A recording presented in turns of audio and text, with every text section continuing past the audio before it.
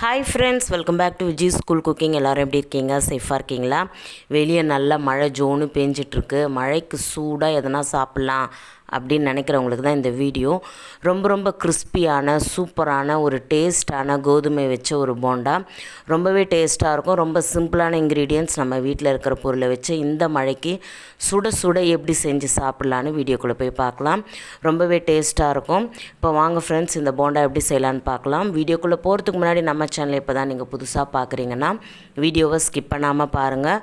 முழுவதுமாக பார்த்துட்டு வீடியோக்கு சப்ஸ்கிரைப் பண்ணுங்கள். கூடவே இருக்கிற பெல் ஐக்கானும் ஆலில் செட் பண்ணிக்கோங்க. அப்போ தான் நான் போடுற வீடியோ உங்களுக்கு அடுத்தடுத்து நோட்டிஃபிகேஷனாக வரும். நீங்கள் பார்த்து என்ஜாய் பண்ணலாம். இப்போ வாங்க இந்த குயிக்காக ஈஸியான கோதுமை போண்டா எப்படி செய்யலான்னு வீடியோக்குள்ளே போய் பார்க்கலாம்.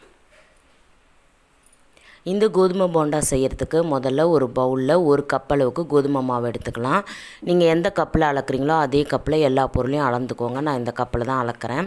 இப்போ அதே கப்பில் அரை கப் அளவுக்கு கடலை மாவு சேர்த்துக்கலாம். 1/4 கப் அளவுக்கு அரிசி மாவு சேர்த்துக்கலாம். இப்போ இது எல்லாத்தையுமே சேர்த்துட்டு நல்லா இதை போல் விஸ்க் ஒன்று வச்சுட்டு நல்லா மிக்ஸ் பண்ணிவிடுங்க. நிறைய பேருக்கு கோதுமை போண்டா செய்யும்போது ரொம்ப ஹார்டாக இருக்கும், கடிக்கவே முடியாது. அப்படி இருக்கிறவங்களுக்கு இந்த கடலை மாவும் அரிசி மாவும் சேர்த்து செய்யும்போது ரொம்பவே சாஃப்ட் ஆக்கிடும். இப்போ இதில் பொடியாக நறுக்கின இஞ்சி 1 ஸ்பூன், 2 பச்சை மிளகாய் பொடியாக நறுக்கினது, கருவேப்பிலை பொடியாக நறுக்கினது, ஒரு பெரிய வெங்காயம். ரொம்ப பொடியாலாம் நறுக்கணும்னு அவசியம் இல்லை, கொஞ்சம் பெருசாகவே நறுக்கிக்கோங்க. அப்போ தான் நம்மளுக்கு போண்டாவில் அங்கங்கே தெரியும். அடுத்ததாக கொத்தமல்லி ஒரு கைப்பிடி பொடியாக நறுக்கி சேர்த்துக்கோங்க. ஒரு அரை ஸ்பூன் அளவுக்கு சால்ட்டு சேர்த்துருக்கேன். சால்ட் உங்களுக்கு தேவையான அளவு நீங்கள் பார்த்து சேர்த்துக்கோங்க. கூடவே ஒரு 2 பிஞ்ச் அளவுக்கு சோடா உப்பு சேர்த்துருக்கேன். சோடா உப்பு வேணான்னு நினைக்கிறவங்க இட்லி மாவு இருந்ததுன்னா ஒரு 2 ஸ்பூன் அளவுக்கு சேர்த்துக்கோங்க. அதுவும் நல்லா நம்மளுக்கு போண்டா உப்பி வரத்துக்கு ஹெல்ப் பண்ணும். அடுத்ததாக பார்த்திங்கன்னா, நம்ம எந்த கப்பில் இந்த கோதுமை மாவுலாம் அளந்தோமோ அதே கப்பில் 1/2 கப் அளவுக்கு தண்ணி சேர்த்துக்கோங்க. கரெக்டாக இருக்கும்.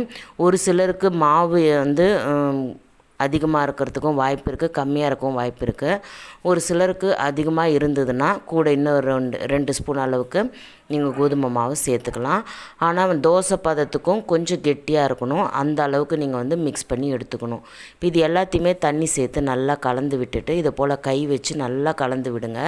நல்லா இப்படி பிசைஞ்சு கலந்து விடும்போது அந்த வெங்காயம், பச்சை மிளகா, அந்த கருவேப்பிலையோட டேஸ்ட்லாம் அந்த மாவில் நல்லா இறங்கி நம்மளுக்கு போண்டா நல்லா சாஃப்டாக கொடுக்கும். மேலே நல்லா கிறிஸ்பியாகவும் கொடுக்கும். அதனால் நீங்கள் கை வச்சுட்டு நல்லா இது போல் கலந்து கொடுத்துருங்க. இது நீங்கள் கோதுமை மாவு, கடலை மாவு, அரிசி மாவு இருந்தால் டக்குன்னு நாம் சூப்பராக ஈஸியாக செஞ்சிடலாம். இப்போ நல்லா கை வச்சு நல்லா கலந்து கொடுத்தாச்சு. இப்போ நம்மளுடைய போண்டா மாவு ரெடி ஆகிடுச்சு.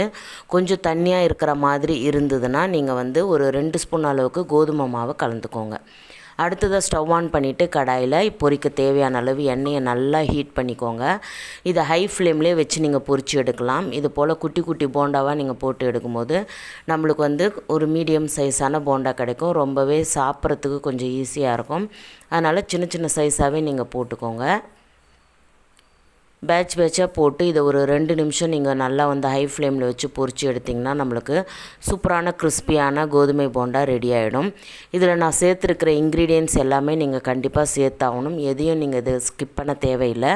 ஒரே ஒரு விஷயம், அந்த சோடா உப்புக்கு பதில் நீங்கள் சோடா உப்பு உங்களுக்கு ஆரோக்கியமாக இல்லை அப்படின்னு நினச்சிங்கன்னா நீங்கள் 2 ஸ்பூன் அளவுக்கு இட்லி மாவு சேர்த்து நீங்கள் செய்யலாம். இட்லி மாவு சேர்த்தாலும் இதே போல் மாவு நல்லா நம்மளுக்கு உப்பி கொடுக்கும். இப்போ பார்த்திங்கன்னா நம்ம ஒரு 2 நிமிஷத்துக்கு இதை நல்லா இப்படி அப்படியே திருப்பி போட்டு எடுத்தோம்னா கிறிஸ்பியான கோதுமை போண்டா சூப்பராக ரெடி ஆகிடுச்சு. மழைக்கு இதமாக நல்லா சூடாக இதை ஒரு சட்னியோட சாஸோடு நீங்கள் சேர்த்து சாப்பிடும்போது ரொம்பவே அட்டகாசமாக இருக்கும். இப்போ இதே போல் நான் எல்லாத்தையுமே பொரிச்சிட்டேன். ரொம்ப டேஸ்ட்டான கோதுமை போண்டா நம்ம வீட்டிலே ரெடி பண்ணியாச்சு. இப்போ எங்கள் வீட்டில் எங்கள் ஊரில் பார்த்திங்கன்னா வெளியே நல்லா மழை பெஞ்சிட்ருக்கு. அதனால் நாங்கள் சூடாக சாப்பிட போகிறோம். ஓகே ஃப்ரெண்ட்ஸ், இந்த வீடியோ கண்டிப்பாக உங்களுக்கு பிடிச்சிருக்கும்னு நினைக்கிறேன். இந்த வீடியோ பிடிச்சிருந்தால் இதுக்கு லைக் பண்ணுங்கள், உங்கள் ஃப்ரெண்ட்ஸ் ரிலேட்டிவ்ஸ்க்கு ஷேர் பண்ணுங்கள். மறக்காமல் நம்ம சேனலை சப்ஸ்கிரைப் பண்ணி பெல் ஐக்கானை ஆளில் செட் பண்ணிக்கோங்க. இது போல் ஸ்நாக்ஸ் ரெசிபிஸ் நம்ம சேனலில் நிறைய இருக்குது.